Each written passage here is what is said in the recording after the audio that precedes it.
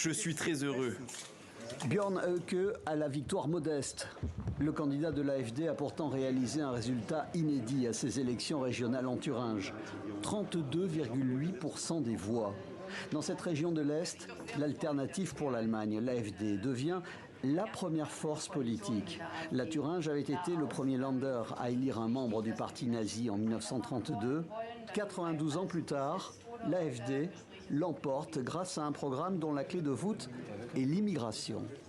Ces dernières années, des millions de personnes ont été autorisées à entrer en Allemagne en provenance de pays qui ne partagent pas nos valeurs et qui posent de vrais soucis. Il faut s'attaquer à ce problème et nous le ferons. L'AfD qui l'emporte en Thuringe étalonne les conservateurs en Saxe, pourrait disposer d'une minorité de blocage, lui permettant notamment d'empêcher la nomination de juges. Autre score inédit pour une autre formation radicale. Les électeurs de Thuringe et de Saxe ont également plébiscité le nouveau parti BSW, lui aussi très virulent contre l'immigration.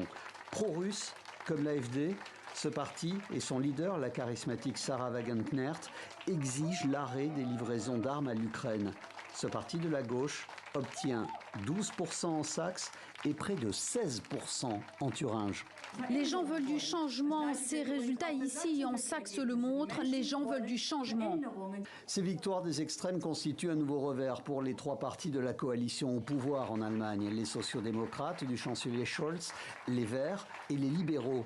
Dans une vingtaine de jours, les partis traditionnels pourraient essuyer une nouvelle défaite pour l'élection qui se tiendra dans la région du Brandebourg, la région autour de Berlin. Les législatives seront, elles, organisées dans le pays dans très précisément un an.